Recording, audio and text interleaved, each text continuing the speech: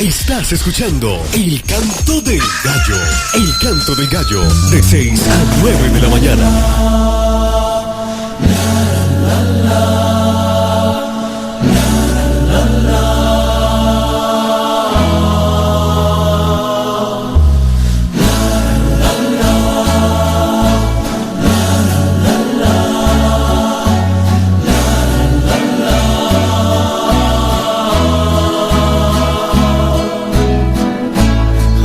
Pensé que me amara así, que no importando mis flaquezas se diera por mí. Si cada paso me dijiste ven, tu lugar está en la mesa. No te importó mi condición.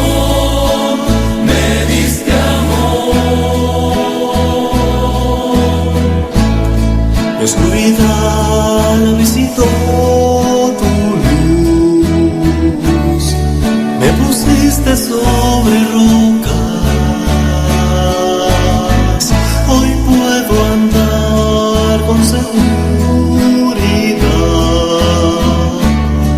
pues en ti nada me falta, ya no tropiezo porque tú eres mi luz,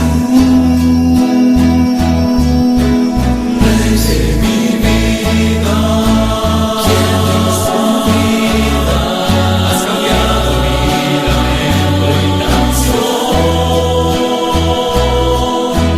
Rey de mi vida, quien no diría que me amaste tanto, mi Redentor.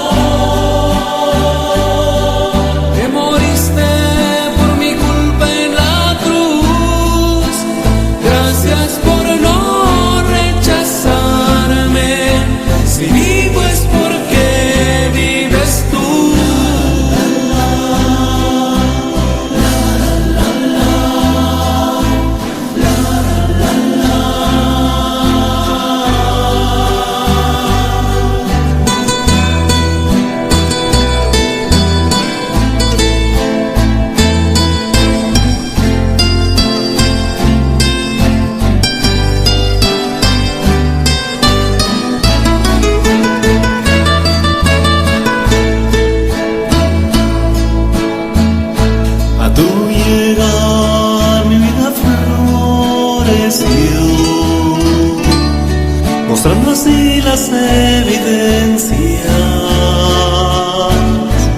que solo en ti está la libertad, que el mundo busca sin respuestas. El hombre muere y solo por ti podrá vivir.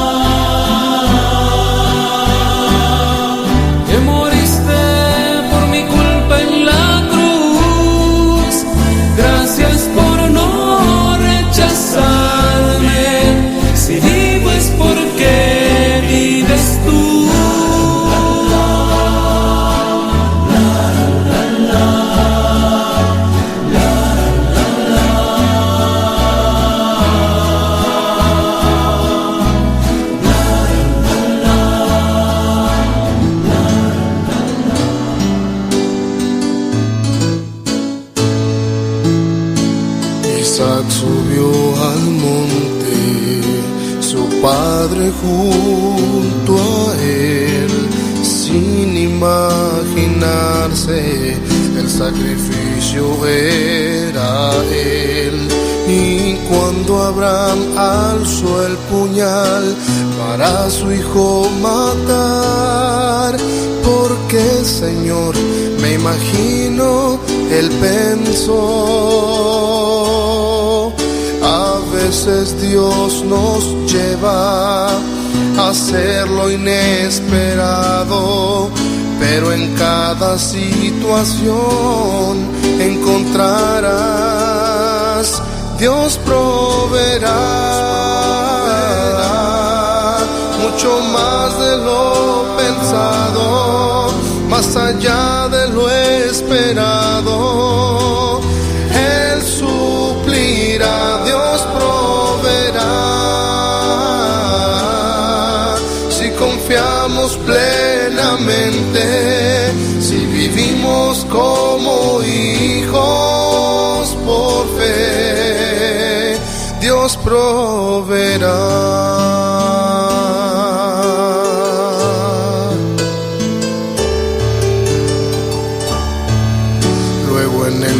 De Calvario, el Hijo de mi Dios fue ofrecido por amor, qué inefable don. Y al escuchar el gran clamor de la humanidad, Dios descendió y a su Hijo Él nos dio. El problema, Dios está a tu lado y su gracia para siempre bastará. Dios proveerá mucho más de lo pensado, más allá de lo esperado. Él suplirá, Dios proveerá, confiamos plenamente, si vivimos como hijos por fe, Dios proveerá mucho más de lo pensado, más allá de lo esperado. Él suplirá, Dios proveerá, confiamos plenamente, si vivimos como hijos por fe, Dios proveerá, Dios proveerá.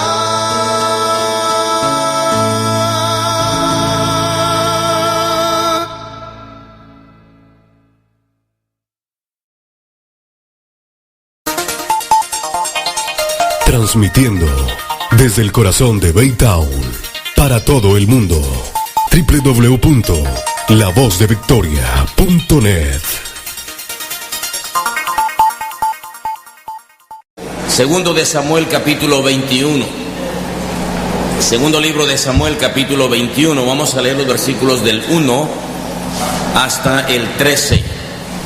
Segundo de Samuel 21 del 1 al 13. Tenemos escasos 30 minutos para nuestra clase de hoy y quisiera enseñarles una verdad espiritual que es muy relevante, muy importante en nuestra lección de hoy. Allí en el libro segundo de Samuel tenemos la historia de la venganza de los gabaonitas. Présteme atención, hermano, no se distraigan, por favorcito, no es hora de platicar, es hora de estar atentos a la clase, por favorcito, hermano, présteme atención. Yo noto que a veces está hablando el que está hablando y los hermanos están platicando allá y eso no está bien. Preste atención, por favor, que a eso hemos venido. ¿Sí, hermano? ¿Ok? ¿Listos, hermano? Ok, vamos a estar atentos, por favor, hermano. Le decía que los gabaonitas era un grupo de los amorreos. Los amorreos eran un pueblo pagano, abominable a los ojos de Dios, de costumbres sucias, perversas, promiscuas, idólatras, y Dios había decidido desarraigarlos de la faz de la tierra. Y cuando Josué viene en la conquista, se dan cuenta los pueblos, tanto amorreos como heveos, jebuseos, filisteos, eteos, esas 7 naciones fuertes y abominables a los ojos de Dios, iban siendo vencidas por el ejército de Josué, comandado por Josué, el ejército de Israel. Le llamaron los escuadrones de Israel. Eran irresistibles porque Dios estaba con ellos. Trataron de hacer lo posible por resistir al ejército de Josué de muchas maneras. ¿Se acuerdan ustedes que uno de ellos contrató a Balaam, el profeta, para decirle: ven y te voy a enseñar dónde están acampados y me los maldices, porque yo sé que el que tú maldigas será maldito? Y contrataron a Balaam para que maldijera.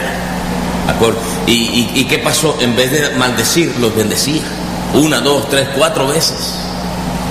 Nadie puede maldecir lo que Dios bendijo, dijo Balaam.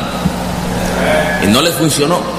Otros pueblos se confabularon, se hicieron grupos, un pueblo con otro que eran antagónicos entre sí, pero se unieron y no pudieron. Eran millares, se extendían como las estrellas del cielo en multitud, dice la Biblia, y Dios le daba victoria sobre ellos, a Josué. Pero los gabaonitas fueron más astutos. Los gabaonitas vivían en una zona que se llamaba Gabaá, por eso el nombre de gabaonitas. Eran un resto de amorreos, un remanente, un grupito de los amorreos que habían quedado. Y dijeron: nos toca el turno a nosotros, mejor vamos a hacer algo. Y se fingieron amigos. Dice que se vistieron de ropas viejas, tomaron cueros de vino rotos y remendados, pan oxidado, pan mojoso, y llegaron a Josué y le dijeron: nosotros venimos de tierras muy lejanas, hemos oído de los portentos del Dios de ustedes y queremos hacer un pacto con ustedes, queremos unirnos a ustedes. Y ellos le dijeron: ¿cómo sabemos que ustedes vienen de lejos? Pues mira, nuestros zapatos estaban nuevos cuando salimos, nuestra ropa estaba buena cuando salimos, y mira cómo está, mira nuestros cueros de vino estaban buenos, y ya mira, ya están todos rotos y remendados, el pan estaba caliente cuando salimos de la casa. Y dice la Biblia que Josué y los príncipes no consultaron a Jehová e hicieron un pacto con las gabaonitas, y el pacto con las gabaonitas era no te vamos a matar, vamos a ser amigos. Y cuando se hacía un pacto con los hijos de Israel, ese pacto no se podía romper por nada del mundo. Era un pacto de los hijos de Dios, del pueblo de Dios. Los pactos de los hijos de Dios eran pactos indisolubles. Entonces dice la Biblia que pasaron unos cuantos días, 3 días, y se encontraron con que los gabaonitas eran vecinos. Y les increparon y le dijeron: ¿por qué nos engañaron? Pues es que teníamos miedo. Es que teníamos miedo de la conquista de ustedes, pero ahora hemos hecho pacto. No nos pueden matar. Y dice la Biblia que la congregación murmuraba contra Josué y con sus príncipes porque hicieron pacto sin consultar con Dios. Hermanos, ahí tenemos una lección: consulta con Dios antes de tomar una decisión. Dios les podría haber dicho: no le crean estos mentirosos, paganos, perversos, no les hagan caso. Ellos son amorreos, pero no consultaron con Dios. La vida que consulta con Dios es muy diferente a una vida que no consulta con Dios. Bueno, entonces los constituyeron en leñadores y aguadores, pero no los mataron. Pasó todo el tiempo, hermanos, todo el tiempo de Josué. Todos los jueces, acuérdense de los jueces, deme el nombre de alguno de los jueces de Israel. Sansón,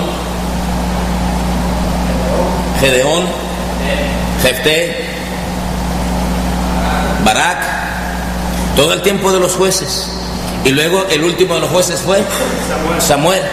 Y a Samuel le dijeron: no queremos jueces que gobiernen sobre nosotros, queremos reyes. Y Dios les dio una elección y les puso un rey como ellos lo querían, que se llamaba ¿cómo? Saúl. Después de Saúl viene David. Y la historia aquí es en los tiempos de David. Vamos a leerla. Dice: hubo hambre, estoy en 2 de Samuel 21:1. Hubo hambre en los días de David por 3 años consecutivos, y David consultó a Jehová, y Jehová le dijo: es por causa de Saúl y por aquella casa de sangre, por cuanto mató a los gabaonitas. Entonces el rey llamó a los gabaonitas y les habló.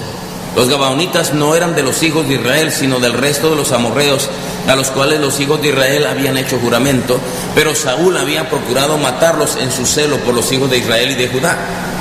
Dijo pues David a los gabaonitas: ¿qué haré por vosotros, o qué satisfacción os daré para que bendigáis la heredad de Jehová? Y los gabaonitas le respondieron: no tenemos nosotros querella sobre plata ni sobre oro con Saúl y con su casa, ni queremos que muera hombre de Israel. Y él les dijo: lo que vosotros dijereis haré. Ellos respondieron al rey: de aquel hombre que nos destruyó y que maquinó contra nosotros para exterminarnos sin dejar nada de nosotros en todo el territorio de Israel, dénsenos 7 varones de sus hijos para que los ahorquemos delante de Jehová en Gamada de Saúl, el escogido de Jehová. Y el rey dijo: yo los daré.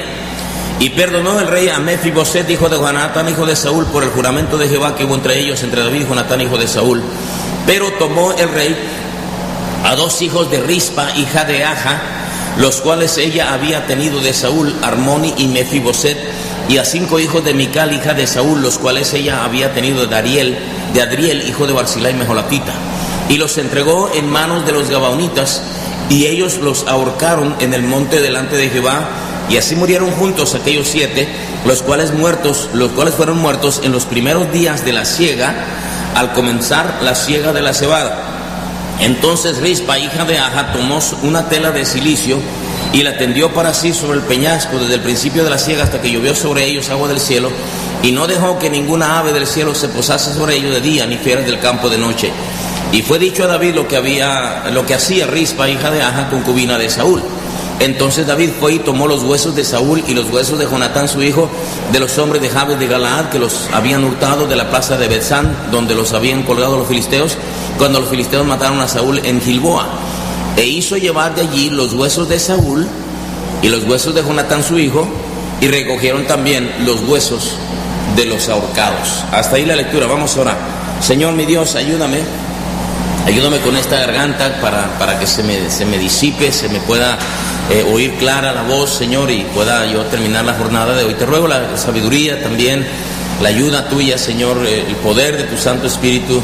Lléname de ti, Señor, para enseñar fielmente, atinadamente tu palabra. Tú conoces la vida de mis hermanos, sus vidas, sus hijos, sus familias, sus luchas, sus anhelos, sus deseos, sus quebrantos, sus fallas. Ayúdanos, Señor, enséñanos más y más de ti en esta mañana, te lo pido humildemente en el nombre del Señor Jesucristo. Amén. Saúl había querido matar a los gabaonitas, y era algo que nunca debió hacer, porque habían hecho un pacto. Pasaron los años y dice la Escritura que en los días de David hubo hambre por 3 años consecutivos, sin ninguna explicación. ¿Por qué la tierra no produce? ¿Por qué no hay lluvias? Dice la Biblia que David consultó con Dios y Dios le dijo: es porque han roto un pacto que se hizo en los tiempos de Josué con los gabaonitas, y Saúl trató de matar a los gabaonitas.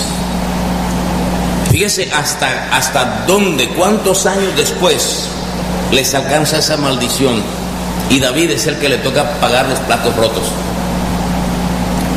Dice en la Biblia que David fue con las gabaonitas y les dijo: entiendo yo que Saúl, mi antecesor, trató de matarlos, y por eso tenemos esta hambruna en estos años. ¿Qué satisfacción os daré para que me quiten ustedes esa maldición? Los gabaonitas le dijeron: mira, no queremos que muera ningún hombre de Israel, ni queremos que se nos pague ningún dinero. Queremos solamente que nos den 7 hijos de los descendientes de Saúl, para que los ahorquemos. Mire qué gustito, ¿no? Y David dice: está bien, yo se los daré. Y dice la Biblia que David fue y tomó 5 hijos de Mical, hija de Saúl. Ahora eran 5 nietos de Saúl, y 2 hijos de una mujer que se llamaba Rispa. Esa mujer Rispa había sido concubina de Saúl. Y así se sumaron los 7. Y ellos, los gabonitas, fueron y los ahorcaron a los 7. Pero la historia en la que los quiero enfocar, hermanos, es en lo que hizo esa mujer llamada Rispa. Fíjense lo que dice el versículo 10. Entonces Rispa, hija de Aja, tomó una tela de cilicio y la tendió para sí sobre el peñasco, desde el principio de la siega hasta que llovió sobre ellos agua del cielo, y no dejó que ninguna ave del cielo se posase sobre ellos de día, ni fieras del campo de noche. Lo que hizo Rispa al ver muertos a sus hijos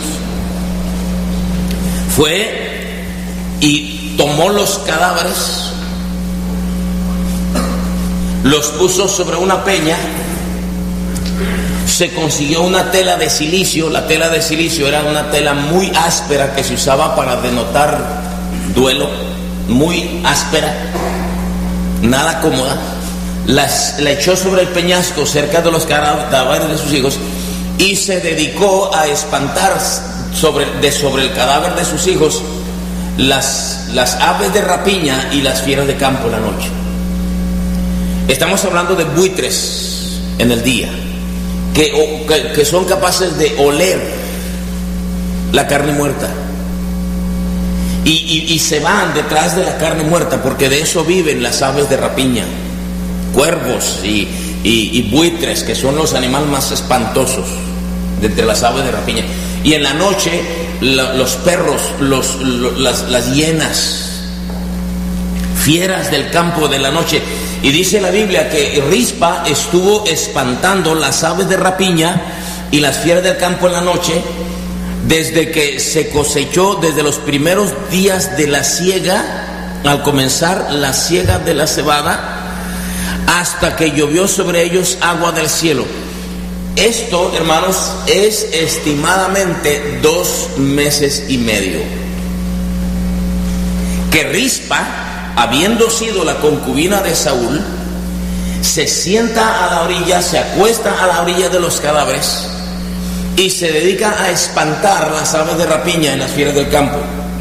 Allí comió, si es que comió, allí durmió, allí le tocó a ella ver el cuerpo de sus hijos hincharse, llenarse de gusanos, de moscas, hasta reventar, soportando el espanto de ver el cuerpo de sus hijos descomponerse, la fetidez del olor que de esos cuerpos emanaba. Y por 2 meses y medio estuvo allí, hermanos, allí mal comía y mal dormía. Los comentaristas dicen que seguramente Rispa se consiguió criados y puso una carpa y ahí, no, la Biblia dice que se echó una tela de cilicio para ella sentarse allí. No fueron sus criadas. Seguramente había gente que le ayudaba, pero ella estaba allí en cuerpo y alma, entregada a espantarles los buitres y las fieras del campo al cadáver de sus hijos. Un sacrificio verdaderamente asombroso y también inexplicable. Dice la Escritura que cuando David supo de lo que había estado haciendo Rispa, fue y tomó los huesos de Saúl, los huesos de esto relacionado con otra historia, y los huesos de los ahorcados. Eso quiere decir que cuando David se da cuenta, ya todo lo que queda de eso es los huesos de los cadáveres de los hijos de Rispa. Rispa estuvo allí hasta que solo le quedaron los huesos al cadáver de sus hijos. ¿Qué nos enseña esa historia? ¿Por qué la palabra de Dios nos cuenta esas historias que no dejan de ser fascinantes, interesantes, muy conmovedoras, muchas de ellas? Y esta historia, ¿por qué? ¿Tendrá algo que nos tenga una enseñanza? Recuerde usted, hermano, que la Biblia dice que las cosas que se escribieron antes para nuestra enseñanza se escribieron.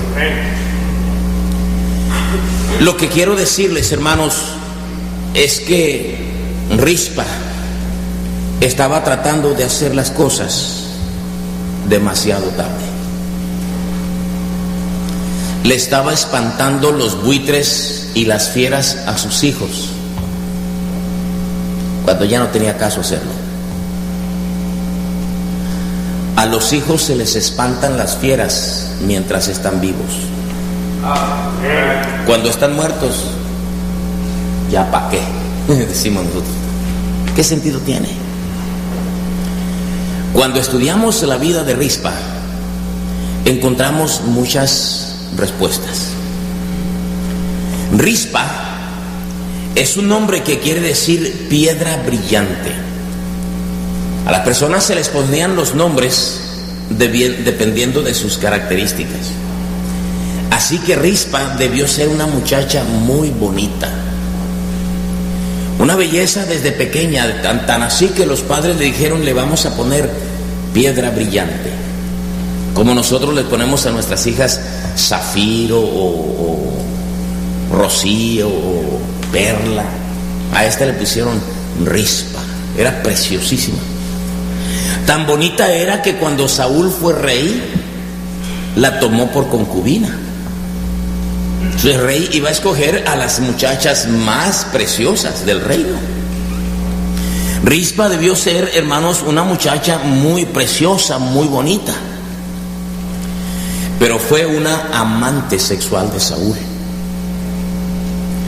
Más atrás, allá en Segundo de Reyes, de Samuel, en el mismo libro, Segundo de Samuel, capítulo 3 y versículo 7, dice allí una frase cuando Abner, ¿verdad?, es reclamado. Dice versículo 10, Segundo de Samuel, capítulo 3, versículo 7: y había tenido Saúl una concubina que se llamaba Rispa, hija de Aja, y dijo Isboset a Abner: ¿por qué te has llegado a la concubina de mi padre?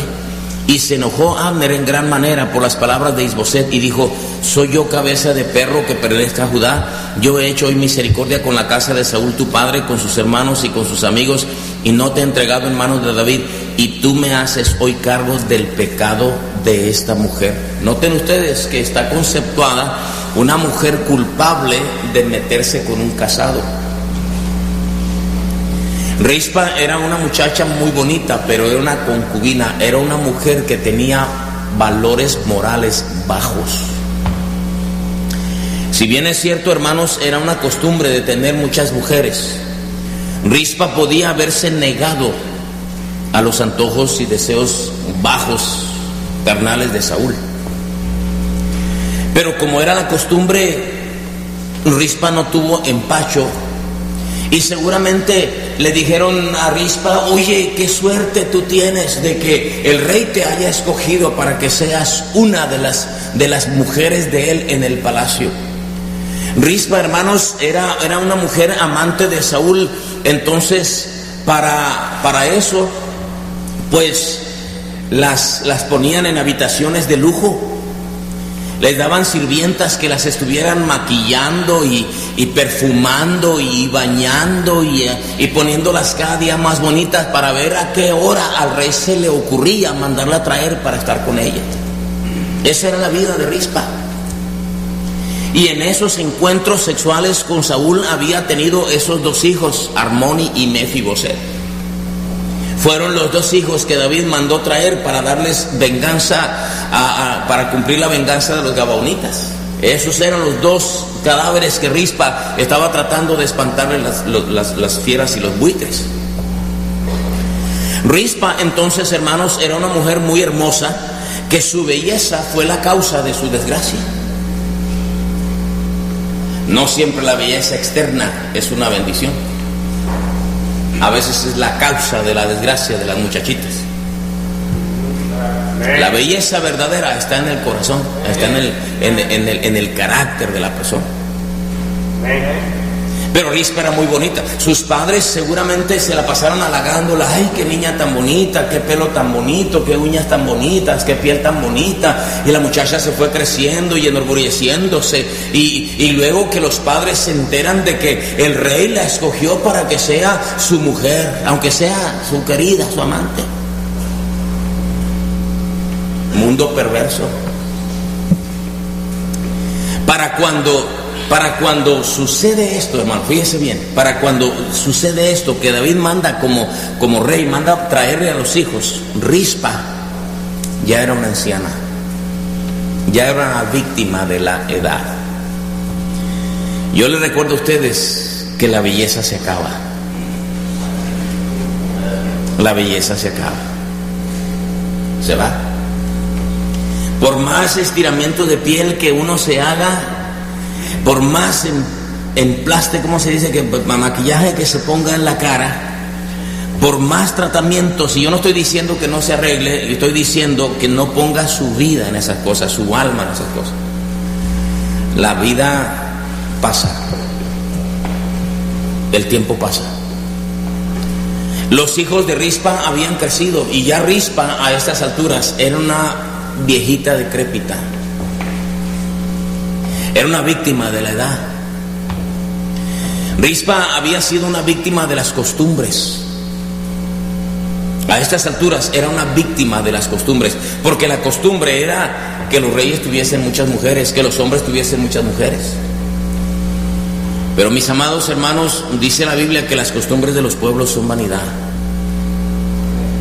Nosotros vivimos determinado momento siendo víctimas de las costumbres y tenemos que tener cuidado de las costumbres de los pueblos.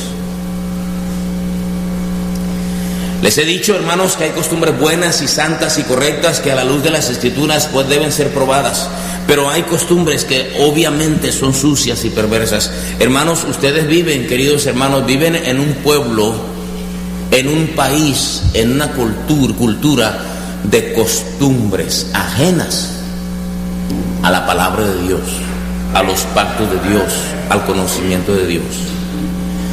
Debe tener cuidado de las costumbres que rodean su vida, su familia.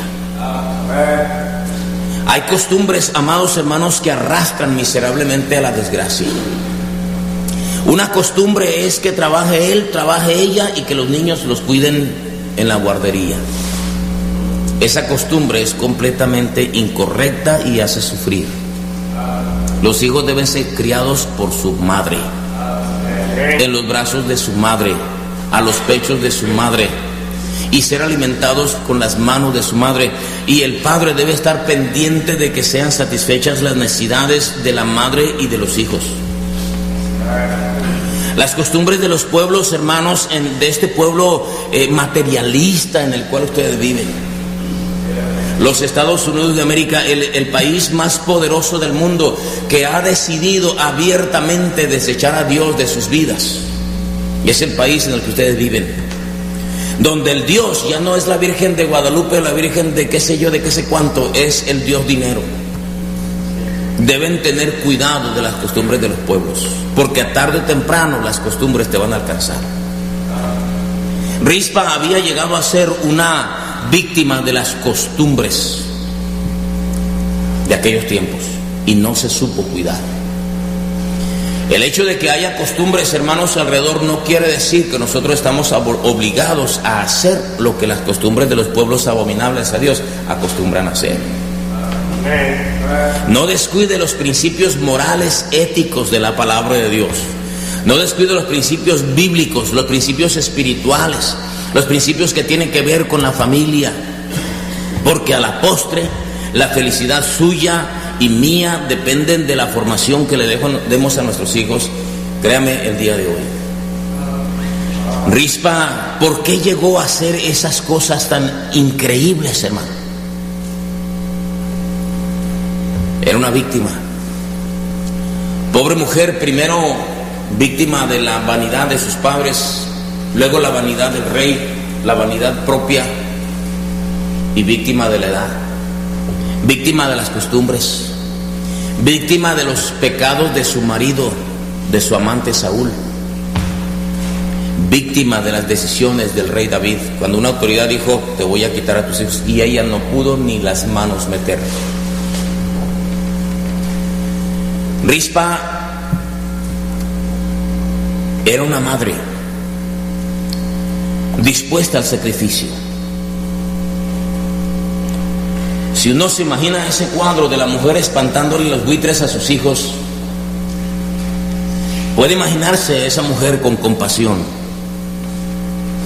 una pobre víctima de los caprichos de los hombres, de la vanidad femenina, de la vanidad de los padres, de las costumbres de los pueblos. Pero al fin una madre, una mujer que tenía un corazón de madre y una calidad de mujer. Es impresionante lo que esa mujer hizo, pero por ser madre fue que hizo todo lo que hizo, de estarle espantando a los buitres. Hermano, los peligros que esa mujer pasó allí, no eran solamente perros los que iban a venir por sus hijos, iban a ser hienas más graves, más bravas. Eran animales, hermano, que bien podían haber sido leones, tigres, que bien podían haber sido fieras indomables, y ella estuvo allí por 2 meses y medio mínimo espantándole los buitres. ¿Por qué haces eso, Rispa? ¿Por qué soportas ese hedor tan espantoso? No hay peste más horrible que la peste de un cuerpo humano en descomposición. Ver a sus hijos que se les saltan los ojos y se consumen en gusanos. ¿Por qué hace eso, Rispa? Le voy a decir una razón. Y aquí es donde está la clave de nuestra enseñanza: el cargo de su conciencia. Su cargo de conciencia. El cargo de conciencia, hermanos, el sentimiento de culpa es una losa muy pesada para llevar en la vida. ¿Sabe por qué, hermano? ¿Sabe por qué? Sabemos que esto lo hizo hacer a ella esos sacrificios, el cargo de conciencia, porque como ella estuvo a los servicios sensuales y las bajas pasiones de Saúl, sus hijos crecieron en manos de otras personas. Armoni y Mefiboset seguramente eran muchachitos muy lindos, pero Rispa no tenía tiempo para sus hijos. ¿Qué va? Se le podían romper sus uñas. No, ¿cómo ella iba a ensuciarse cambiándole los pañales a sus hijos? No, se le podían apestar sus ropas, se le podían agrietar su piel de sus manos. No, que lo hagan las criadas del palacio, que lo hagan las sirvientas. ¿Cómo yo voy a darle pecho a mis hijos? No, que lo hagan las nanas del palacio, porque yo voy a perder mi figura. No, ¿cómo yo voy a estar despertándome en la noche para que atender a mis hijos que lloran o que tienen alguna enfermedad? No, porque luego se me van a hinchar los ojos. Y el rey me necesita hermosa. Esa fue la vida de Rispa. A estas alturas ya, ¿cuál belleza? Y era una viuda despreciable. Abner, el capitán del ejército de Saúl, dijo: ¿por qué me haces cargo del pecado de esa mujer? La tenían por una mujer pecadora. Las costumbres de los pueblos, hermano, tarde o temprano cobran la factura, y cobran muy caro. El mundo te dice: necesitas riqueza, necesitas comodidad, necesitas vivir en una casa más grande, necesitas trabajar, pero te está cobrando con tus hijos. Se queda con tus hijos. Es una verdad, hermano, innegable, que usted, querido hermano o hermana, debe abrir los ojos. Mi padre me decía mucho lo que yo le voy a decir: no le des tus fuerzas a este mundo paga mal. Este mundo cobra caro, te cobra con la vida de tus hijos, hermano. Si lo pudiéramos entender, por amor de Dios. Rispa ahí está: fuera, largo de aquí, úchale con palos, con garrotes, con piedras, con un gran cargo en su conciencia, porque cuando sus hijos la necesitaron, ella no estaba. Cuando sus hijos lloraban a medianoche en la madrugada con algún dolor de estómago, con alguna enfermedad común de todos los niños, Rispa estaba durmiendo entre flores, porque su perverso marido la necesitaba como juguete sexual. Y los hijos que se aguantaran. Ahora que esta vieja que le quitan a los hijos, lo único que le queda por hacer es espantarles los buitres a sus hijos. Pero demasiado tarde.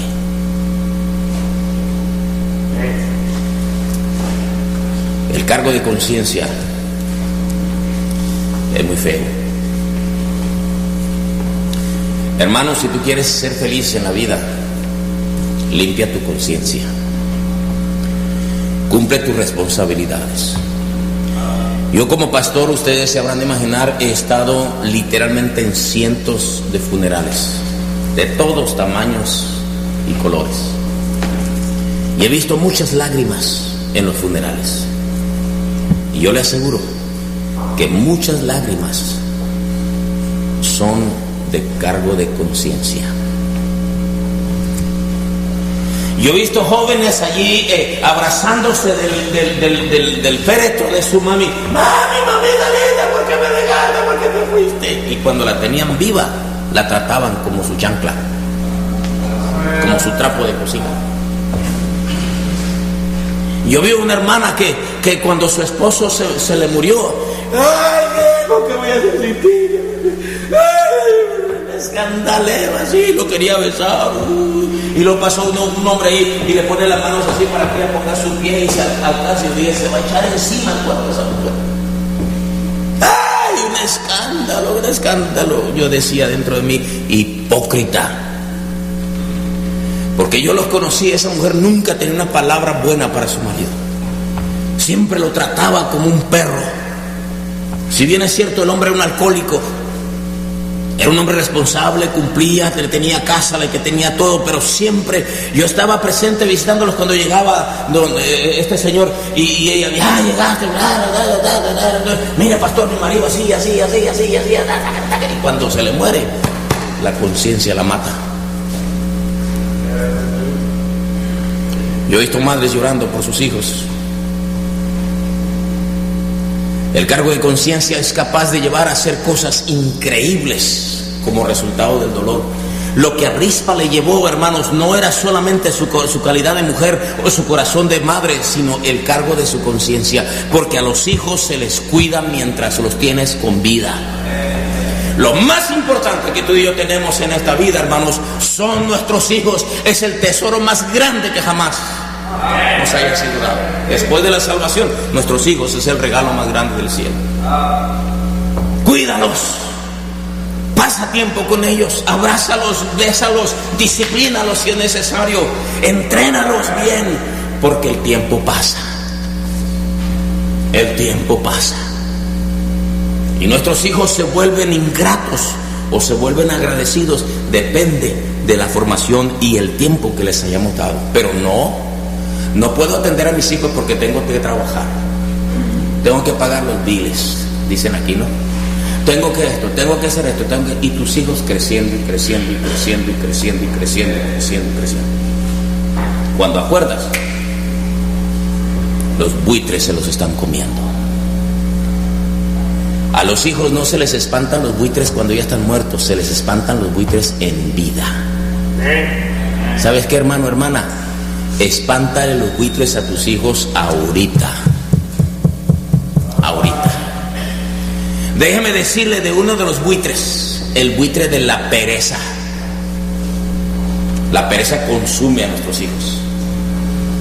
Levántalos temprano, ayúdalos a trabajar, enséñalos a hacer las cosas, que sepan lo que cuesta, que se entrenen, porque un día tú ya no vas a estar, hermano. Tú ya no vas a tener dólares para darles, necesitan aprender a que tienen que producir, tienen que trabajar, tienen que servir, tienen que ser agradecidos. Fuera con el buitre de la pereza, agarra el sombrero de charro, ¿verdad? Y fuera de aquí la pereza. Espántales los buitres de las malas amistades. A las malas amistades, escúchame bien, hermano, trátalos como buitres. No te estoy diciendo que les metas un balazo, estoy diciendo espántalos, que se vayan a buscar a otro tonto, pero no a tus hijas, no a tus hijos. Espántales las malas amistades. Tienes todo el derecho y toda la obligación. No hay, hermano, no hay cosa más terrible, no hay cosa que cause más daño a nuestros hijos que las malas amistades. Muchachitos y muchachitas mal hablados, irresponsables, que no trabajan, que no van a la escuela, que son una lacra en la escuela, que cada rato les andan corriendo de la escuela, que es un dolor de cabeza en la casa, que no producen, que andan ahí vestidos como cholos, como imos, que se la llevan metidos en el internet, en el BlackBerry. Esos muchachos no son buenas amistades para tus hijas. Espántalos. Ay, pastor, es que yo quiero que sea salvo. Amén, preocúpate por su alma. Pero eso es una cosa. Otra cosa es otra cosa. Que ya se quiera sentar con tu hija en la iglesia y que le ponga el brazo por detrás, eso ya es otra cosa. Espántalo. Párate fuerte, hermano, y dile: mira, muchacho, si yo te vuelvo a ver cerca de mi hija, te voy a romper los dientes de una bofetada. Yo te voy a hacer saber quién soy yo, porque con mi hija tú no vas a jugar. Y mira, mi hija, si yo te vuelvo a ver cerca de este pelado, de este tipo, vas a saber lo que es la disciplina de tu madre y de tu padre. A los buitres se les espanta, hermano. Espántale a los buitres a sus hijos. Yo tengo mi hija, ya se casó, gracias a Dios, y tengo un hijo, y ya se casaron los dos, y yo sé lo que le estoy diciendo. Yo sé lo que le estoy diciendo. Yo le digo a los hermanos: hermano, qué bonita hija tú tienes, pero aguas, porque andan los buitres alrededor. Ahí anda, ya lo viste el fulano que es muy piadoso, que no te la creas. Hay muchachos que vienen y aparentan conversión y hasta se bautizan, hasta quieren cantar en el coro, y todo lo que quieren es robarte a tu hija. Y la consiguen y te vas. Y tú ni cuenta te diste por falta de discernimiento espiritual.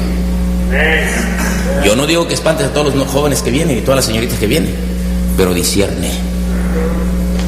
Mucho ojo.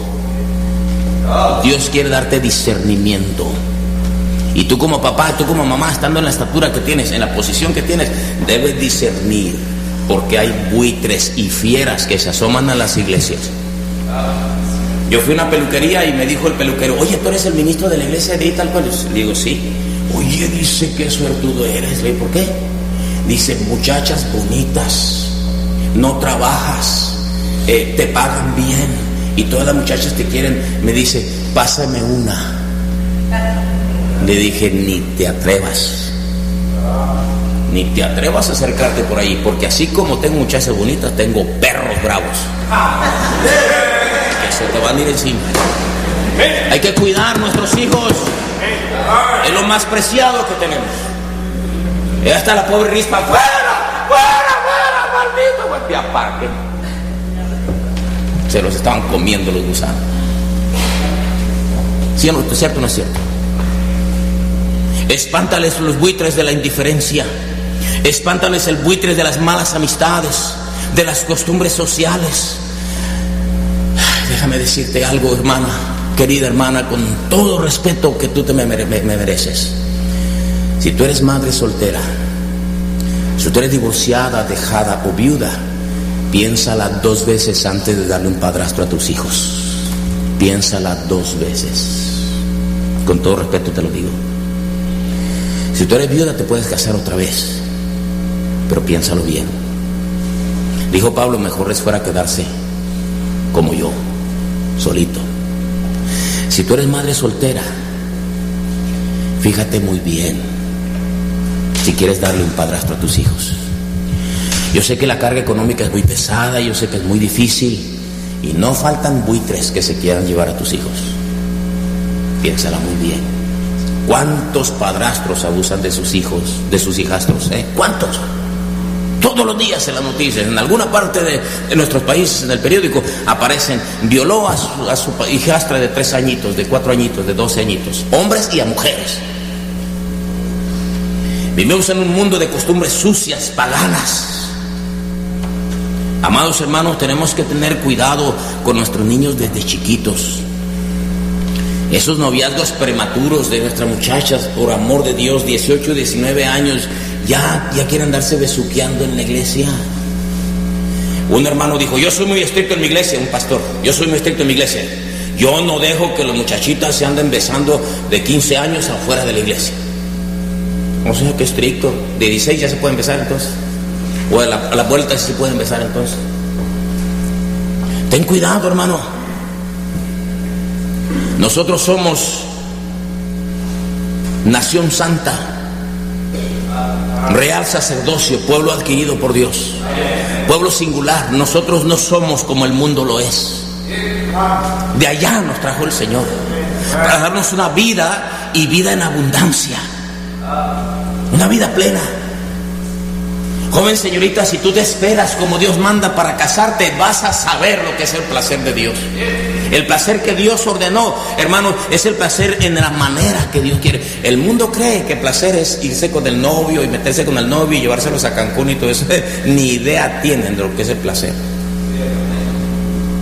El mundo es engañador. Espántales a tus hijos los buitres, las fieras. El buitre de la pereza, el buitre de las modas, el buitre de la indiferencia, el buitre de las malas amistades. Proverbios 13:20, Proverbios 22:24-25, 1 Corintios 15:33, Proverbios 1:10, Proverbios 1:15, Proverbios 1:16. Espántales el buitre de las costumbres sociales, 1 Juan 2:15-17. Espántales el buitre de la televisión. Y tengo que terminar diciéndote: espántales el buitre de la condenación. El buitre más espantoso y más horrible, como león rugiente, es la condenación. ¿Tú ya estás seguro que tus hijos son salvos? El hecho de que vengan y repiten de memoria el Salmo 23 no quiere decir necesariamente que ya sean salvos. Puede que el diablo te engañe y tu hijo sea muy bonito, muy bonita, muy buena memoria y cantan y todo eso, y tú te despreocupas por su alma. Rispa, piedra brillante, haciendo cosas inexplicables, asombrosas, pero ¿sabe qué? Demasiado tarde. Y la Biblia registra esa historia para darnos con fidelidad una lección de que a los hijos se les cuida a tiempo. Que Dios nos ayude. Padre, gracias por la oportunidad de predicar tu palabra. Estás escuchando El Canto del Gallo. El Canto del Gallo, de 6 a 9 de la mañana.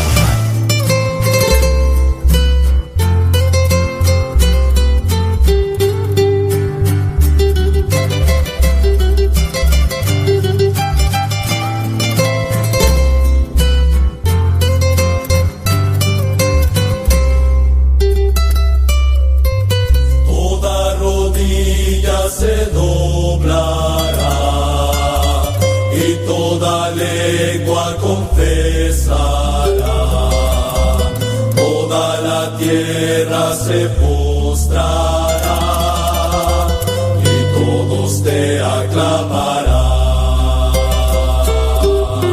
Cordero Santo que se humilló y de su gloria se despojó, te rindo siempre mi corazón, me postro a ti con devoción. Digno eres de recibir la gloria y la honra y el poder, porque fuiste inmolado, pagaste mis culpas, contigo estaré.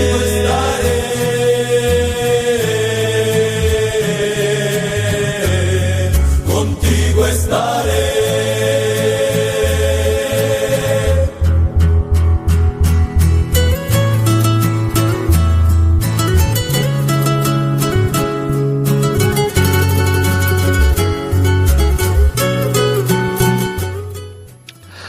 bueno, y en lo que está el requinto, queremos saludar rápidamente a la hermana Juani Morales, que nos está escuchando allá en San Nicolás de los Garza. Muy buenos días. Ella está enferma de asma ahorita, debido a las temperaturas. Y bueno, hermana, le queremos mandar un saludo y deseando su pronta recuperación. También saludos a mi cuñada Anel Hidalgo, que nos está escuchando ahí junto a mi precioso sobrino Iker, allá en Torreón. No es por nada, pero ese niño se parece mucho a su tío. No sé por qué, gracias a Dios, ¿verdad? Que salió muy guapo mi sobrino, pero está bien bonito. Nos da risa que tiene más pelo que Ailín, ¿verdad? Salió greñudo mi buen sobrino. Que Dios le bendiga a mi sobrino Iker, a mi cuñada Anel, allá en Torreón, Coahuila. Muy buenos días.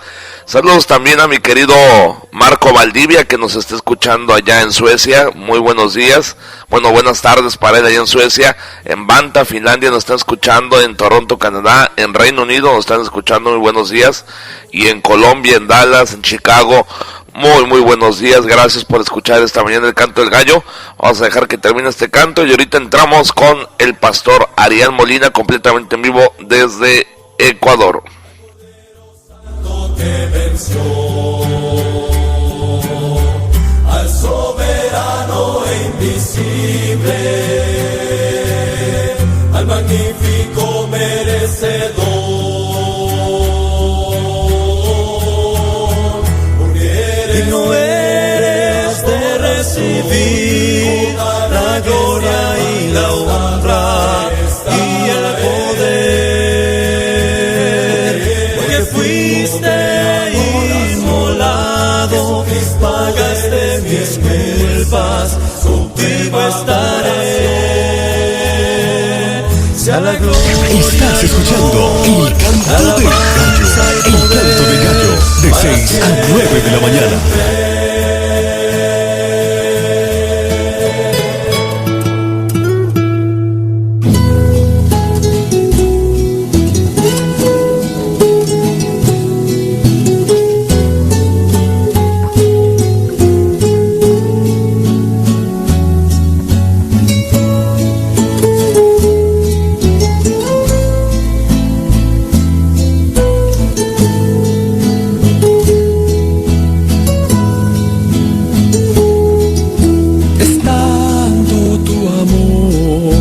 Sé mi Salvador, pues pudiéndote bajar de esa cruz, no lo hiciste, no quisiste, preferiste padecer por salvar a este pobre pecador. Razones no encuentro, tu amor no lo comprendo. Que hago es aceptar el sacrificio que hiciste por mí en la cruz.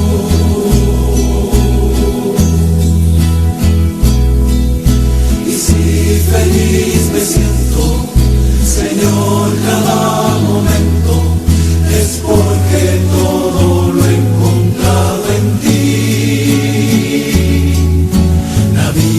Por tu muerte conocí, vivo por ti.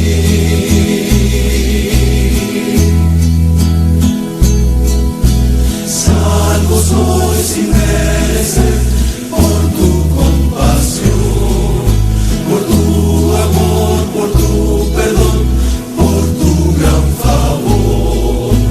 Perdición, pena y dolor serían de mi vida si no fuera porque tú estás escuchando el Canto del Gallo.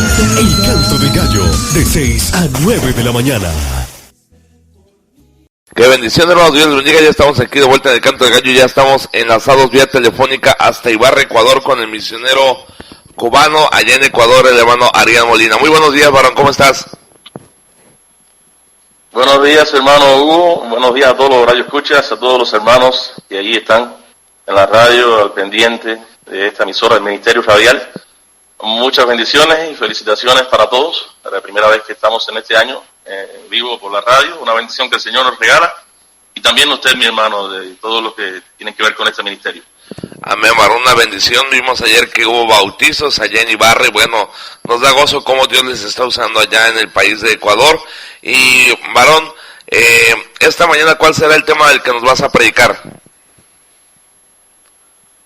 Bueno, pensaba traer un tema relacionado al inicio de año, ¿no? Pero bueno, la palabra que Dios me dio tiene que ver, pero más enfocado a lo que significa servir.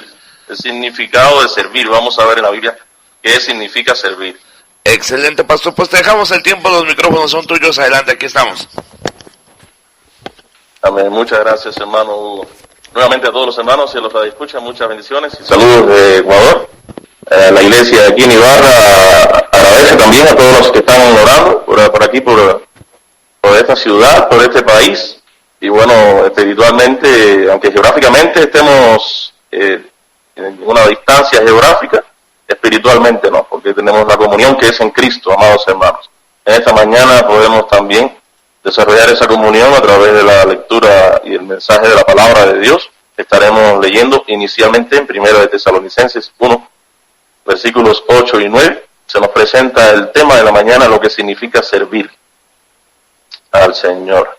Qué bendición por tanta gente hoy día animada, sirviendo al Señor, queriendo hacer cosas por Él.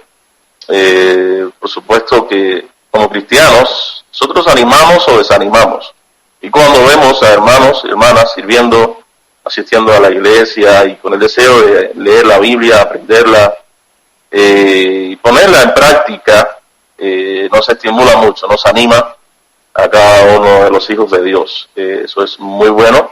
Pero también, hermanos, es necesario aprender qué significa servir para servir mejor. Así que bueno, que Dios le bendiga a través de este mensaje, que sea de utilidad para su vida espiritual. En 1 de Tesalonicenses 1, 8 y 9, la palabra de Dios nos dice: porque partiendo de vosotros ha sido divulgada la palabra del Señor, no solo en Macedonia y Acaya, sino que también en todo lugar vuestra fe en Dios se ha extendido. De modo que nosotros no tenemos necesidad de hablar nada, porque ellos mismos cuentan de nosotros la manera en que nos recibisteis, y cómo os convertisteis de los ídolos a Dios, para servir al Dios vivo y verdadero. Para servir al Dios vivo y verdadero.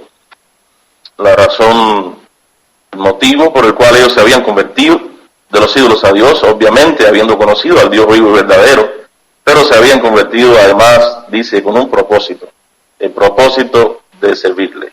Una razón entonces para convertirnos, pero también una razón o un propósito para convertirnos, para nuestra conversión, la conversión de ellos. El propósito era servir al Dios vivo y verdadero. Esto es fundamental, es un propósito de vida, es un propósito por el cual, es el propósito por el cual Dios nos creó, para que nosotros le sirvamos, para que todas sus criaturas le bendigan a Él y le sirvan. Y ese es el propósito por el cual estamos aquí. Con respecto a esto, entre los cristianos se encuentran dos grupos de creyentes: los que sirven y los que no sirven. Pero están ahí, ¿verdad? En la iglesia, asisten a la iglesia. ¿Qué es lo que vemos en la iglesia? A todos, mejor en la iglesia que fuera, ¿verdad? Pero también puede ser que algún día sean movidos los que nunca han hecho nada, los que nunca se han levantado, los que nunca han ido a ganar almas, los que nunca se han propuesto para el nuevo año leer la Biblia de principio a fin, completamente, los que nunca se han propuesto ir a su familia y ganarlos para Cristo, los que nunca se han propuesto asistir todos los cultos del año a la iglesia, ¿verdad? Y qué bueno que también estén en la iglesia, amén, amado del Señor y cada hijo de Dios. Pero la verdad, hermanos, que todos como cristianos deberíamos cumplir, realizar en nuestra vida el propósito fundamental por el cual estamos aquí. Hemos sido creados los cristianos doblemente. Dios nos creó en lo físico, en lo natural, allí en el Edén, en el primer Adán, pero Dios nos creó posteriormente, espiritualmente, en el postrer Adán, que es Cristo. Hemos nacido de nuevo para eso, para servir al Señor. Entonces, ¿qué significa servir al Señor? En esta mañana vamos a ver, a través del estudio de tres palabras, hay tres palabras que encontré en la Biblia, en el griego, para hacer un estudio de esta palabra, servir en la Biblia, he encontrado que hay 3 palabras griegas que son sinónimos, ¿sí? ¿Verdad? En el griego se traducen servir en nuestra Biblia hispana. Siempre se traduce en servir en nuestra Biblia hispana. ¿Ya? Entonces vamos a entender, vamos a comprender lo que significa servir a través del estudio de estas palabras en griego. Yendo primeramente a Mateo 4:10, leyendo en Mateo 4:10 en la Biblia, quiero ver desde ahí la primera palabra en griego, su significado, para que nos ayude a comprender un poquito más qué significa servir al Señor. En Mateo 4:10, ahí precisamente en la tentación, cuando el diablo estaba tentando a Jesús, efectivamente, ahí tenemos la primera enseñanza.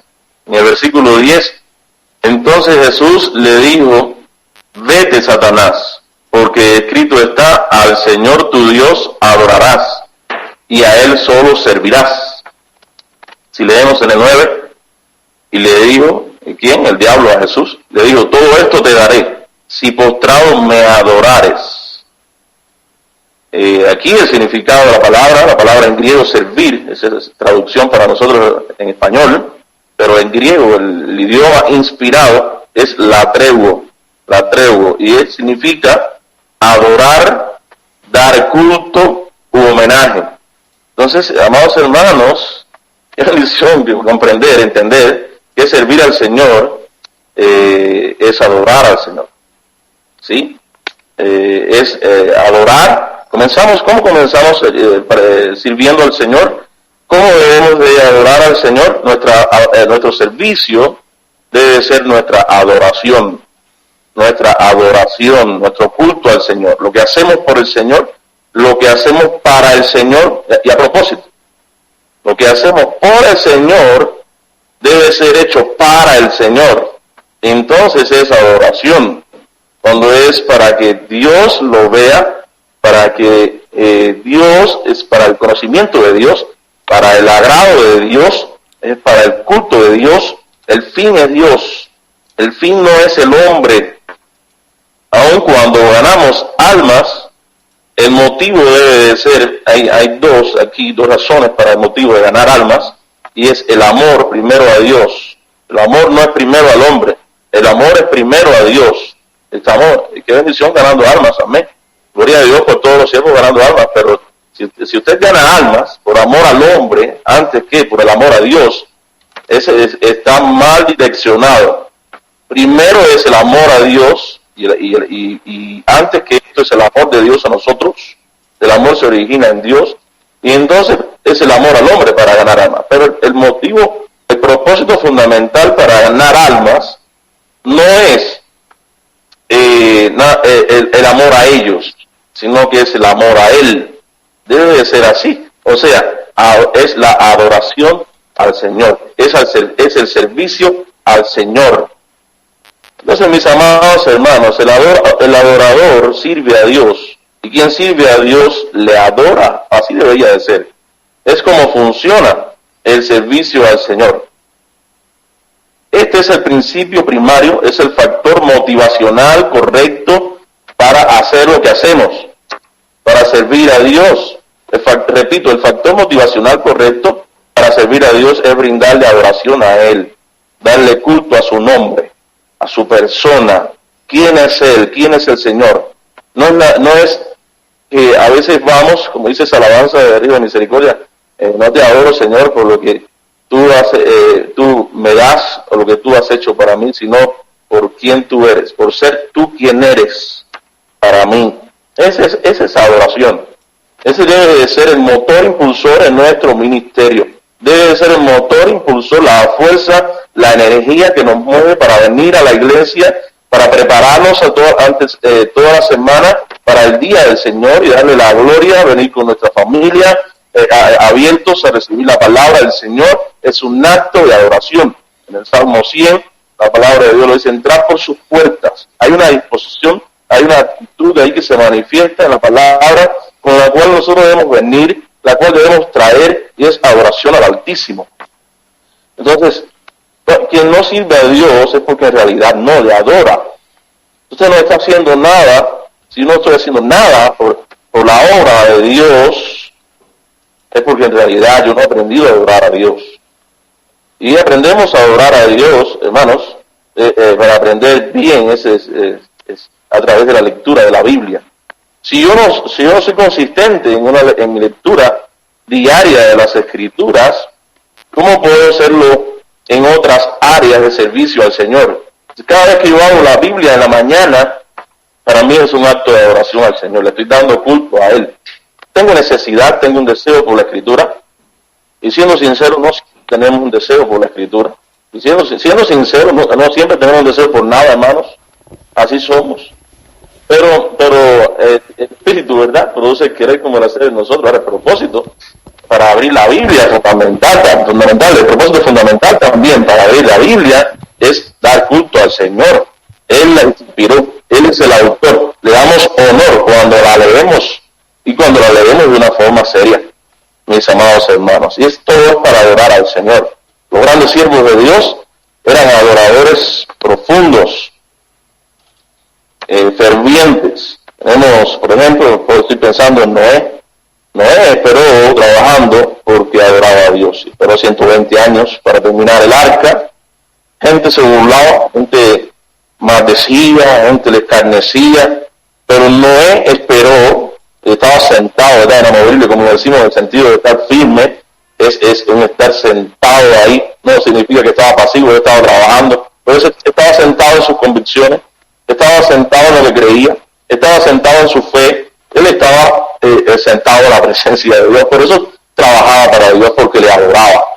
Lo que estaba haciendo no era nada más para salvarse él y su familia, sino que él estaba adorando al Señor. Entonces, tenemos también el ejemplo de Abraham. Abraham sacrificaría a su hijo porque adoraba a Dios. ¿Por qué sacrificaría a Isaac? ¿Por qué iría hasta aquel monte, el monte del Señor, allí donde Dios le había llamado, para sacrificar a su hijo? Abraham agarra sus asnos, sus burros, ¿verdad? Y los alista y sus siervos, y toma a su hijo y lo lleva a aquel monte para sacrificar a su hijo. Está a punto de presentar a su hijo como un sacrificio, pero Dios, ¿verdad?, había provisto, porque Dios siempre provee para un adorador, para quien le adora, amados hermanos. Josué conquistó a Canaán porque era un buen adorador de Jehová, por eso, porque él tenía a Dios como el primero, como lo más grande para él en su vida. Este hombre precisamente había dicho: yo y mi casa serviremos a Jehová. Entonces este hombre que se había determinado, que se había propuesto servir a Jehová, es el hombre que Dios llamó, porque Dios siempre llama y Dios siempre toma la determinación, la decisión del hombre para servirle. Si usted ha determinado servirle en este año, Dios ya tomó su determinación, ya Dios tomó su palabra, Dios le escuchó, Dios le tiene en cuenta, ya eso está escrito. Ahora solamente falta que usted lo cumpla, solamente falta que usted adore al Señor en la palabra que le ha dado, en la determinación que le ha dado el Señor, así como tomó a Josué, y por eso le hizo un conquistador. Es imposible, hermano, servir entonces apropiadamente, quiero decir, a Dios sin adorarle, así como no se le puede adorar sin servirle. ¿Usted desea servir a Dios? Necesita comenzar adorándole en el altar de adoración todos los días. Su vida presentar como un sacrificio en ese altar para adorar al Señor, para rendirle culto, para rendirle homenaje todos los días. Él debe ser puesto como el Señor, debe estar sentado en el trono en su corazón, para que el servicio sea aceptable, para que el servicio sea recibido y también recompensado. Dios debe estar en el trono, ¿sí? Él debe estar reinando en su vida, eso es lo primero, y en su hogar, en todo lo que hace para vivir. Adorar es darle, dedicarle a Dios su persona, su todo, su alma y corazón. Así se inicia, hermanos. No podemos dejar eso para después, es impostergable. Lo primero que Dios nos pide, hermanos, si queremos comenzar bien, continuar bien y terminar bien en nuestra vida cristianos, sirviendo al Señor, es darle su persona, darle todo, su alma y su corazón, todas sus emociones, toda su vida, propósitos y metas, désela al Señor. El cristiano llamado a vivir para Cristo, no ya para sí. Repito, el cristiano llamado a vivir para Cristo, no ya para sí. Ya no debemos vivir para el yo. Yo me propongo, yo quiero, estos son mis deseos, pero ¿qué Dios quiere? ¿Qué Dios quiere? Eso es lo que yo quiero hacer. Ahora es esa adoración. Así debemos de servirle a Dios. Eso es servir al Señor, así iniciamos. Antes de nosotros poder hacer algo para Dios, vemos que Dios quiere llevarnos a ser nosotros. Primero debemos ser antes de hacer. Hermanos, eso es ser un adorador. Y entonces puedo trabajar para Dios, puedo hacer para Dios. Entonces Dios me va a utilizar a mí cuando ya yo soy un adorador. Dios está llamándole para adorarle en su vida. A Dios a quien ve en el mundo. Hay muchas palabras. Y entiéndase, en plural, hay muchas alabanzas en el mundo cristiano, muchos ministerios. Tenemos mucho ruido los cristianos, se escucha mucho. Pero Dios a quien ve, Dios ve a quien es, a quien vive una vida de oración delante de Él. Eso ve Dios. Antes de ver una obra, Dios ve eso. En definitiva, todo lo que hacemos es Él quien lo hace a través de nosotros. Entonces, adorar a Dios es ponerlo a Él como el primero y el más grande en nuestra vida. En Mateo 6:33, la Biblia nos dice: buscad primero el reino de Dios y su justicia, y todas estas cosas serán añadidas. Y en el contexto habla de sustento y abrigo, las cosas elementales de la vida. Si Dios viste la hierba del campo mejor que Salomón, y Dios alimenta a los pajarillos del campo, ¿cómo no lo hará también con nosotros, amados hermanos? Pero los afanes, la preocupación, nosotros ponemos eso primero. Así somos. Y aunque tenemos un buen corazón para Dios, somos así débiles, inconstantes, hermanos, es la verdad.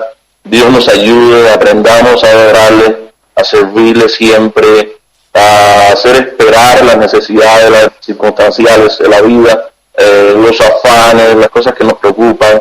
Yo estoy seguro que a Dios le ocupan más que a nosotros, porque nos ama más que nadie en la vida. Adorémosle siempre, adorémosle a pesar de las circunstancias, a pesar del dolor, a pesar de las lágrimas, a pesar de las frustraciones, de las decepciones. Sigamos adorando al Señor. Dios sigue estando ahí, y ese es el verdadero servicio que Dios recibe en su gloria. Tenemos una segunda palabra que quiero ver el significado y compartirlo, mis amados hermanos, con ustedes. Y estamos aprendiendo, yo mismo, habiendo hecho este estudio, estaba aprendiendo un poquito más para mi vida, para mi provecho, hermanos, en el deseo como cristiano de servir al Señor, el significado de lo que como Dios quiere que le sirvamos. Romanos 14:16. Tenemos en Romanos, el libro de Romanos 14:16, capítulo 14, versículo 18, y en el versículo 18 nos dice: porque el que en esto sirve a Cristo agrada a Dios y es aprobado por los hombres. Porque el que en esto sirve a Cristo, ¿en qué? En el versículo 17 dice: porque el reino de Dios no es comida ni bebida, sino justicia, paz y gozo en el Espíritu Santo. Porque el que en esto sirve a Cristo agrada a Dios y es aprobado por los hombres. La palabra servir aquí, de servicio, es la palabra griega, en la cual es la inspirada, la palabra inspirada, ¿verdad? Es la palabra griega douleo. Y el significado figurativo es el servicio de un siervo, el servicio de un esclavo, el servicio de uno que trabaja, ¿verdad?, para alguien, a quien pertenece o que le ha empleado. Entonces, este es el segundo principio del servicio. Servicio primero es adoración, ya vimos, pero adoración legítima, adoración genuina, auténtica, resulta en actividad, resulta en obras. Obras nunca está primero con Dios para el hombre, por la parte del hombre. Obras nunca está primero. Obras no es primero jamás que la salvación. La salvación es primero, y entonces, siendo salvos, podemos obrar después de la salvación. Pero igualmente en el servicio primero ser un adorador, y entonces la adoración, ya que es auténtica, nos lleva, resulta en una actividad para Dios.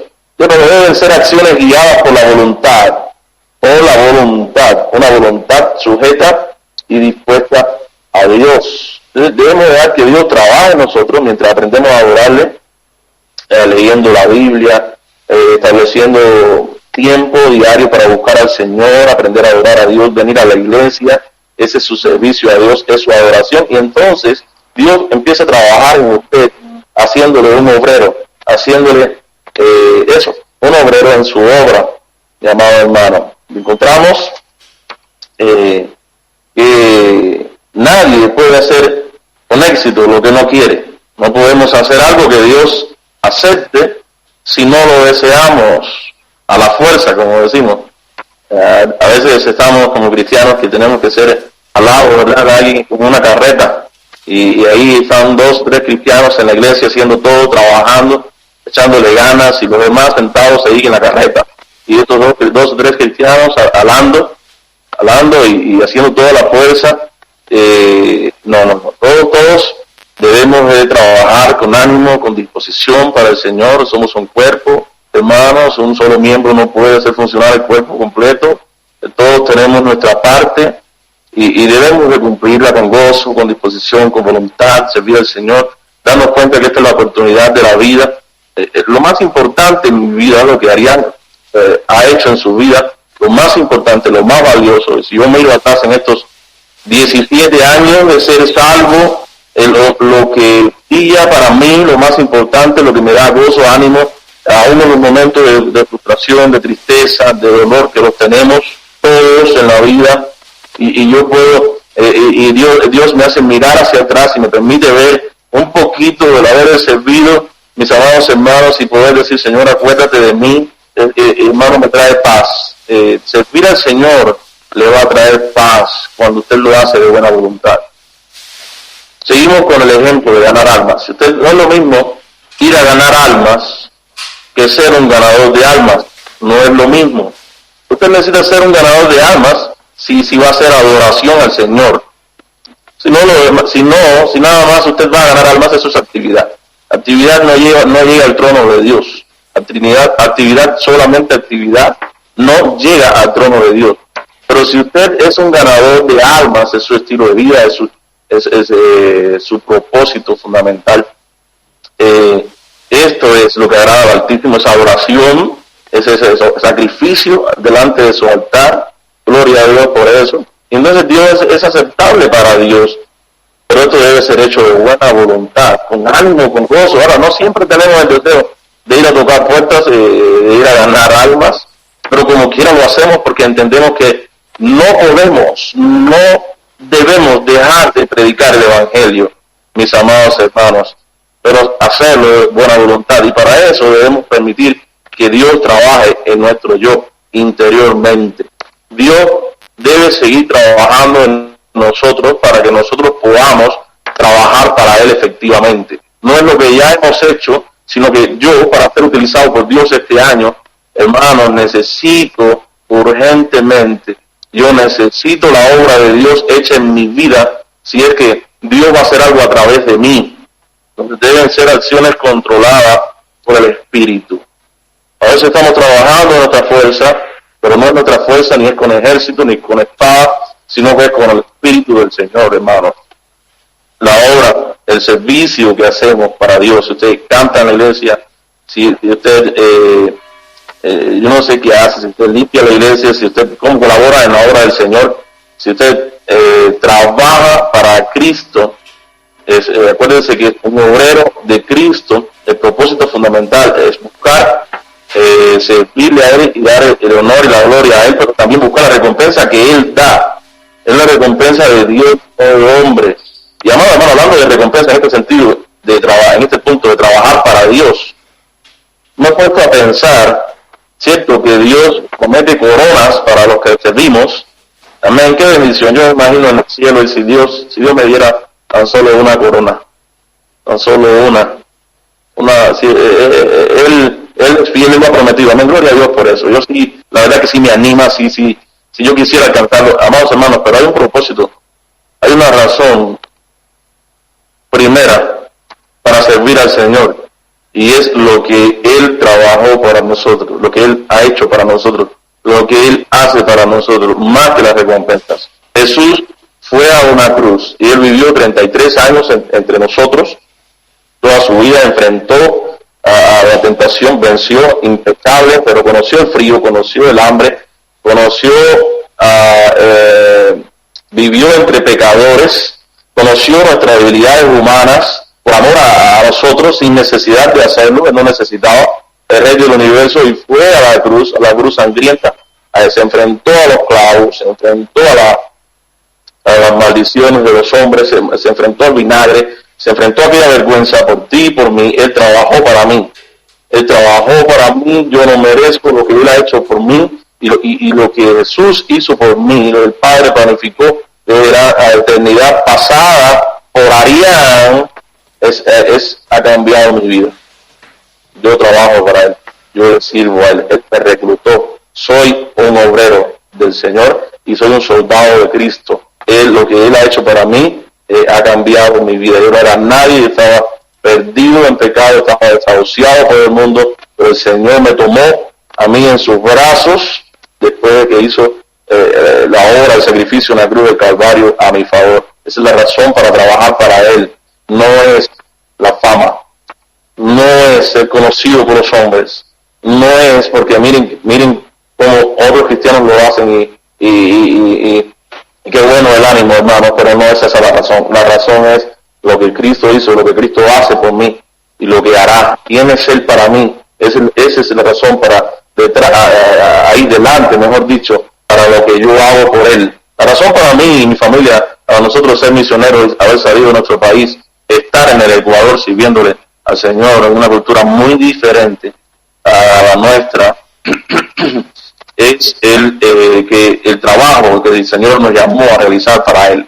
Estamos disfrutando, estamos contentos, es algo que nos produce una satisfacción diferente en trabajar para Cristo, para el Señor. Pero todos son llamados a trabajar para Él, no nada más los misioneros, ¿sí? Después de buscar qué Dios quiere, cuál es el propósito de Dios para cada cristiano. Referente a esto, vamos a ver el significado tercero, la palabra, hay un sinónimo en griego respecto a servir a Dios, y lo vemos en Marcos 10:45. Marcos 10:45, en el Evangelio de Marcos, capítulo 10, versículo 45. Porque el Hijo del Hombre no vino para ser servido, sino para servir, y para dar su vida en rescate por muchos. Entonces Jesús no vino para ser servido, sino para servir a nosotros y para dar su vida. ¿Cómo Él vino a servir? Dando su vida en rescate por muchos. Hermanos, no podemos servir sin dar. No podemos servir, número uno, sin adorar. No podemos servir, número dos, sin trabajar. Sentados en la iglesia no servimos a Dios. Levántese y haga algo para Cristo. Hay mucho trabajo en la iglesia. Todos somos bienvenidos en la viña del Señor. Y hay lugar también para ti. Dios te ama. Tiene un lugar para ti en su viña. En la iglesia hay un trabajo específico que es solo para ti. Solamente te calza a ti en los dones que Dios te dio. Pero tercero, es imposible servir al Señor sin dar, sin algo que dar. Y comenzamos dando la vida, tal como Cristo la dio. Diaconeo, aquí la palabra griega es diaconeo, ministrar, ayudar, ofrecer, dar. Qué lindo, nosotros los cristianos somos llamados a aprender, debemos aprender a ofrecer, aprender a dar, a soltarnos cosas que son nuestras para que sean de otro, en este caso Jesús, para que sean de Él, pero también para que sean de otros en plural, para que sean de nuestros hermanos en Cristo, que tienen menos, que tienen más necesidad, y también de aquellos que aun cuando no son hermanos están en necesidad. Jesús puso el ejemplo. Jesús alimentó al hambriento. Jesús dio alimento al hambriento. Jesús dio sanidad al enfermo, medicina, digamos, nosotros podemos dar, y la mejor es el Evangelio. Jesús dio amor, Jesús dio perdón, Jesús dio amistad. Hermanos, nosotros debemos aprender a dar más. Yo creo que esa es una de las necesidades más urgentes en la Iglesia de Cristo en este siglo, es aprender a más.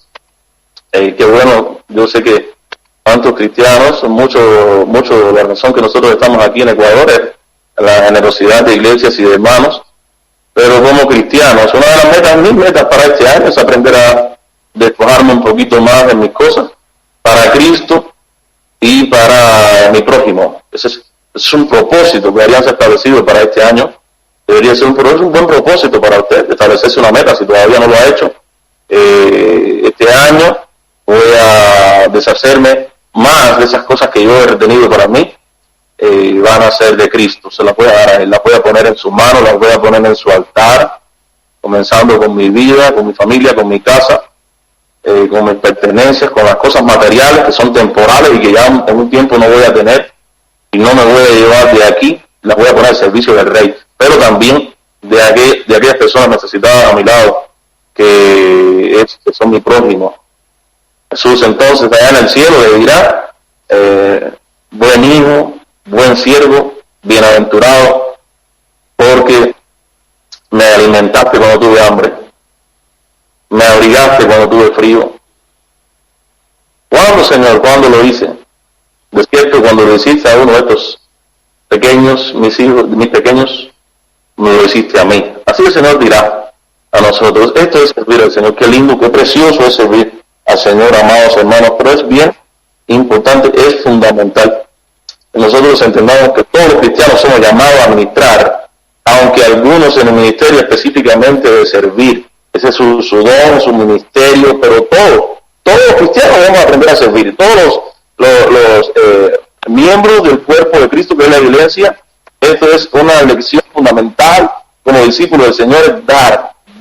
En la iglesia debemos estar enfocados enseñando a todos a dar, no solamente a recibir. Todo el tiempo recibimos gracia, misericordia, renovada todos los días, los favores del Señor.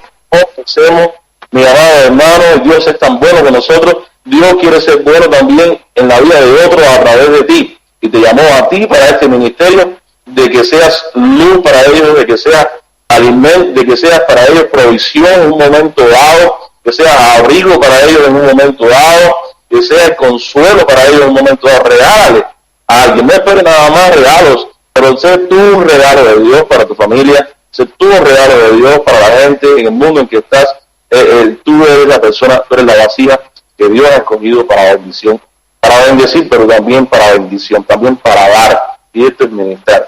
Amados hermanos, esto es ministerio. Ministerio no es nada más pastor y evangelista, profetas y apóstoles. No, si nosotros leemos en Efesios 4:22, dice, a uno constituyó Dios apóstoles, profetas, evangelistas, pastores y maestros a fin de perfeccionar a los santos. Los santos somos tú y yo reunidos por la sangre de Cristo, eso ya lo sabemos. Perfeccionar a los santos, la palabra es perfeccionar, completar a los santos para la obra del ministerio. Tú eres llamado a la obra del ministerio. Tú eres salvo, ya tú estás en la obra del ministerio. Repito, tú eres salvo, ya tú estás en la obra del ministerio. Puede ser que estás aprendiendo, pero ya estás en la obra del ministerio. Y la obra del ministerio, diaconeo, ministrar, es dar. Algo tienes que Dios te dio. Y Él te lo dio no solo para que lo retengas para ti, sino para que lo compartas. Empieza compartiendo tu amor. Empieza compartiendo su evangelio. Tres, o es decir, 4 fundamentales que nosotros debemos ministrar para Dios y para otros en este mundo, que no estamos solos, y no nada más por mí murió Cristo, sino por todos. Es número 1 el evangelio. No número 1 ya no es nuestra vida al Señor, pero el evangelio. El tiempo ha administrando bien el tiempo, aprovechando, todos somos administradores de nuestro tiempo, de todo cuanto tenemos en la vida. No es nuestro, es de Dios. Dios nos ha dado una administración, que bueno, la confianza, la posición de privilegio, de honor en la que Dios nos ha puesto, pero debemos aprovechar bien el tiempo y no desperdiciarlo. Estamos sirviendo al Señor. Él nos ha reclutado, Él nos ha llamado, Él nos ha empleado, Él nos ha dado su obra a realizar, pero ¿saben qué? Él nos va a pedir cuentas. Y es necesario que todo administrador sea hallado fiel en la administración del Evangelio, en la administración de su tiempo en su vida. Dios le ha regalado 365 días más en este año. ¿Cómo lo va a emplear para Dios? ¿Qué va a hacer para el discípulo de Cristo? Cristiano allí que ya conoce el perdón en su vida, ya conoce el amor en su vida, ya conoce la libertad en su vida, ya conoce la sanidad del alma en su vida. ¿Cómo va a aprovechar este año, 365 días, en la obra del Señor? Él está viéndolo a usted. ¿Qué hace con su tiempo? ¿Qué hace con su dinero? ¿Qué hace con su familia? Comience adorando a Dios. Continúe trabajando para Él. Y ministrando, dando lo que Dios le da. Déselo a Dios, déselo a otros. Dios le bendiga en esta mañana, en esta linda semana, una oportunidad para servir al Señor el día de hoy. Dios quiere que usted le sirva en este día. Tiene el Evangelio para hacerlo. Hay personas a su alrededor. Tremenda bendición, que es precioso cuando nosotros sentimos libres de entregar lo que Dios nos ha dado, de amor, de perdón, ver una persona perdonada, ver una persona libre de pecado, de cadenas de pecado en su vida. Ahí están cerca de usted sufriendo, esclavizados por el Satanás y por el pecado en su vida, mentiras en su mente, en su corazón.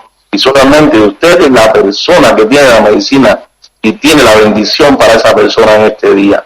No la retenga para asistir al Señor, hágalo como un acto de adoración. Trabaje para Cristo, Cristo recompensa, Él le recompensará. Señor amado de Dios, te ruego, mi Dios, que tu palabra motive a algunos hermanos, motive a los escuchas a servirle con gozo, con ánimo, con contentamiento en este día, para la bendición de alguien allí, Señor. Alguien empobrecido por el pecado, alguien en miseria por el pecado en este día. Estamos aquí con un propósito, Señor, no debe nada más pasar por este mundo, sino estar aquí, Dios mío, y cumplir su voluntad, sirviéndole, adorándole a usted, Señor, Rey de Reyes. Por Cristo Jesús oramos. Amén.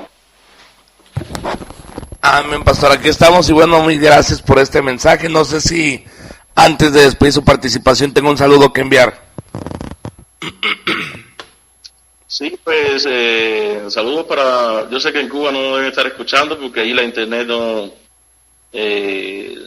se tiene permanente, no hay planes, sino que en los parques es Wi-Fi y es cuando se conectan nada más, pero me gustaría que ellos pudieran escucharnos y saber que desde aquí estamos orando por nuestros hermanos, los pastores, las familias, los hijos en la fe en Cuba. Tenemos una hermana enferma, la esposa del pastor Reinier allá en Cuba. Ella está necesitando medicamentos. Ya nosotros estamos buscando por aquí por la iglesia. Pero tenemos una hermana ecuatoriana que pasa de miembro de esta iglesia en Ibarra, una ibarreña, y va a vivir en nuestra ciudad en Cuba. Su esposo es cubano, ella es doctora. Qué bendición. Vamos a extrañar mucho a nuestra hermana, pero ella va para nuestra iglesia en Cuba, nuestra iglesia enviadora. Con ella vamos a estar enviando medicamentos, pero ella demora en venir 1 mes y medio, 2 meses. Si alguien en México está para viajar a Cuba, por favor, comuníquese con nosotros o con el hermano Arriola. Hemos hablado con el hermano Arriola para que nos ayude en esto, de enviar medicamentos. A la hermana Belkis, esposa del pastor Reinier, en la ciudad de Cienfuegos. Mis amados hermanos. Y bueno, un saludo para todos los para todos los hermanos que están escuchando en esta hora, para los siervos del Señor ahí en México, muchos amigos, hermanos en Cristo, y para toda la iglesia del Señor. Excelente, vamos a estar compartiendo esa petición para la hermana Belkis. Y bueno, cuídate mucho, varón, que Dios te bendiga. Amén, un fuerte abrazo, varón, hasta la semana siguiente. Y también seguimos escuchando nosotros desde Ibarra, la emisora ahí en la mañana. Muchas gracias por ser bendición. Amén, cuídate mucho, Dios te bendiga. Gracias, varón. Amén. Y bueno, ya quedamos ahí con el pastor Ariel Molina. Vamos con un canto y ahorita continuamos con más del canto del gallo. Estás escuchando El Canto del Gallo. El Canto del Gallo, de 6 a 9 de la mañana.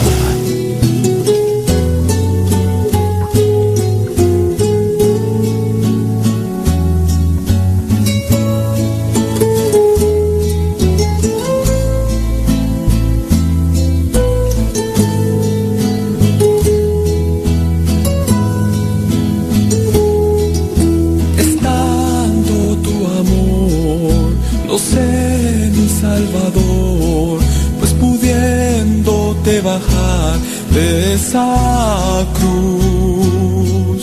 No lo hiciste, no quisiste, preferiste padecer por salvar a este pobre pecador.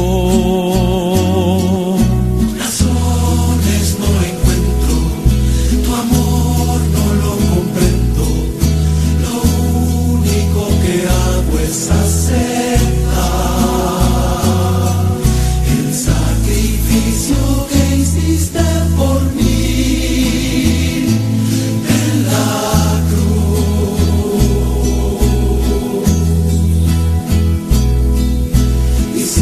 feliz me siento, Señor, cada momento es porque todo lo he encontrado en ti. La vida por tu muerte conocí, vivo por ti.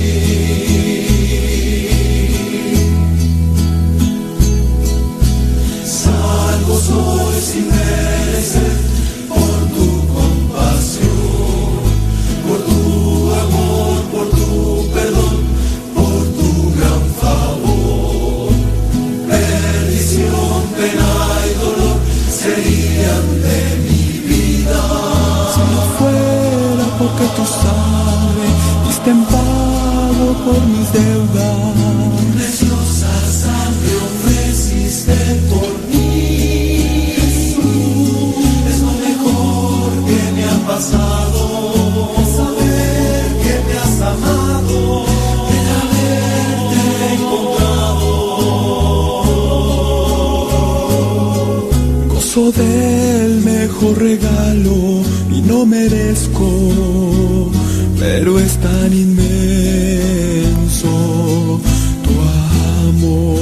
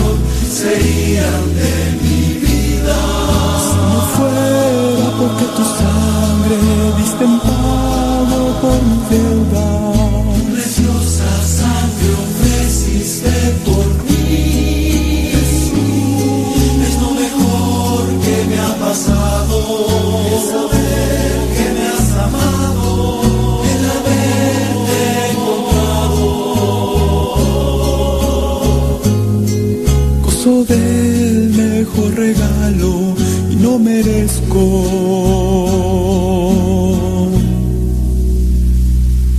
tu inmenso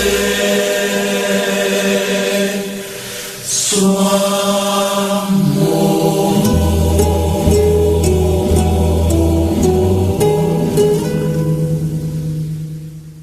Estás escuchando El Canto del Gallo. El Canto del Gallo, de 6 a 9 de la mañana.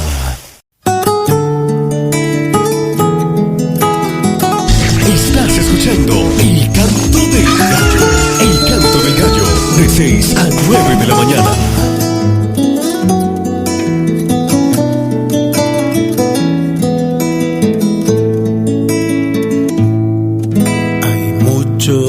Que han perdido en esta vida las bendiciones que en un tiempo tenían, y aunque anhelan volver a obtenerlas, querido cruzar y por miedo se han quedado en la orilla. Deja tú de andar en la orilla,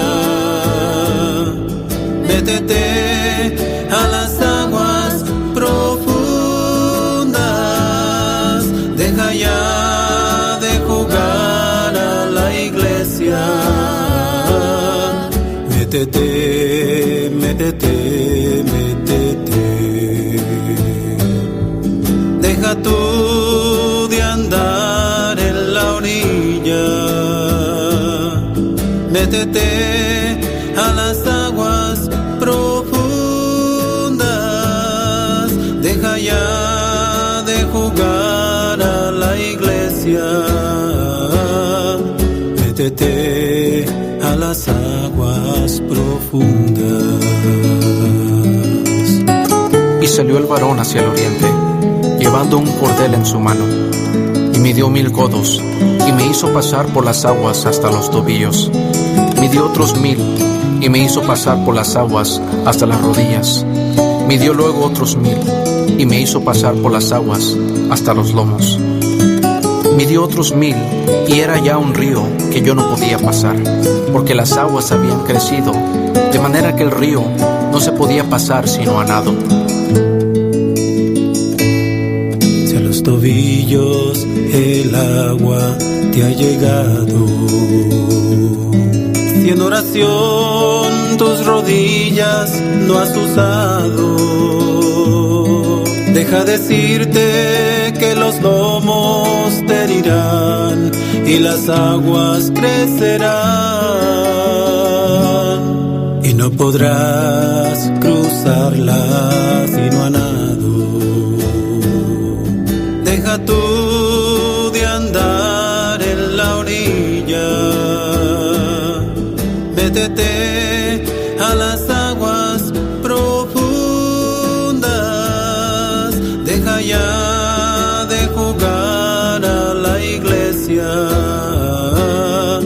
Métete, métete, métete, y deja ya de andar en la orilla.